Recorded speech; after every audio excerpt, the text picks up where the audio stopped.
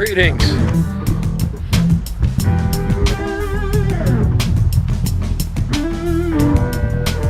Aloha gardeners. This may not be one of my corniest videos, but it's another one about corn.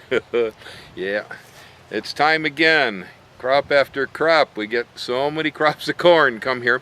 Earlier in the year I had discussed using open pollinated sweet corns, Hawaiian Super Sweet number 9.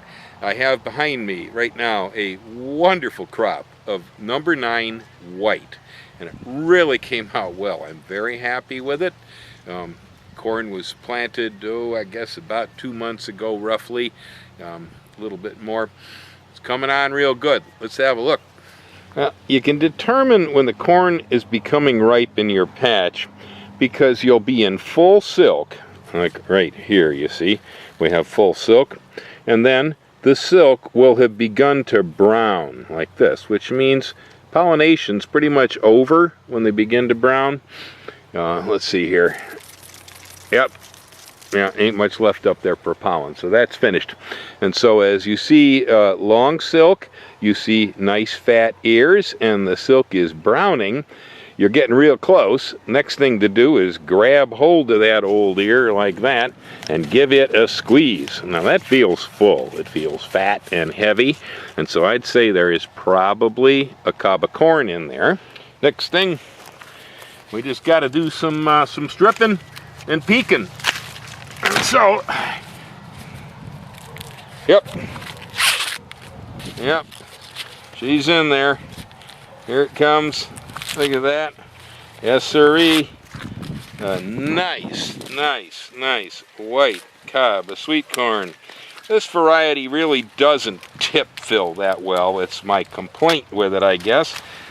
Other than the tip not filling out as well as I'd like, this is a wonderful sweet corn. It's open pollinated, you can save seed, and it's very delicious.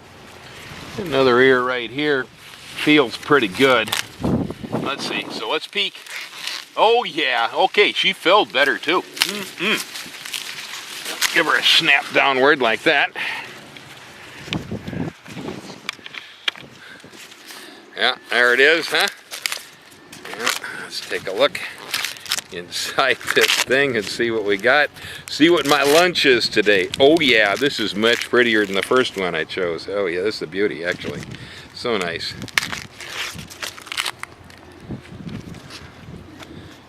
Oh man, isn't that a sweetheart? Look at that. Beautiful. And it's delicious, and you can save your own seeds from it. Isn't that nice? Huh? I'm loving this. So this is UH Super Sweet number 9 white. And I was walking by my popcorn patch. I have a beautiful patch of glass gems out here. This is a popcorn that's bred from Indian corn stock, and so it has multicolors. It's a very beautiful corn, and she's one tough character too. Loves growing here in Puna. And so walking by, I noticed that, well, there were some ears out here, like this one. You can see where the silk has turned totally brown, and the ear itself is beginning to turn brown. This means it's ripe. It's not really going to go any further than that. It's still wet, and so it needs to dry. There's a curing process with popcorn. But she's ripe, and oh, just look at that. So really, have you ever seen anything so beautiful? This is just gorgeous. This type of corn has a very narrow cob, very small cob, which means it cures easier here in Puna. A lot of corn with a bigger cob, if it's hard, dry corn, I have to actually artificially dry it here because we get a lot of rain.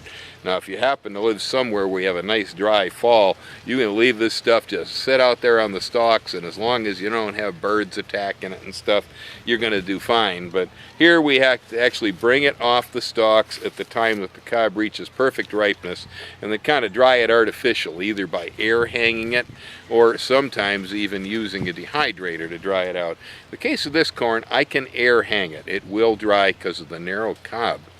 And things are getting pretty good out here. I mean, we got a lot of cobs Some of these stalks even made multiple tillers, suckers that came on and made more cobs. Okay, I have one here that contains 4 on one stalk. Another one here with 1, 2, 3, 4, 5, 6 on a stalk. Pretty incredible corn, really. Yeah, I've been harvesting some of this, so some of these have 0. As I find dry cobs, I've been taking them down. Anyway, very good corn, high yielding, and so beautiful. Yeah, so right here I got a whole rack full of this Glass Gems popcorn drying. As you can see, this is just some gorgeous stuff. Look at all those colors and patterns. So I'm kind of air curing it here. With popcorn, the trick is you need to have the outside of the kernel very dry and the inside of the kernel still somewhat moist.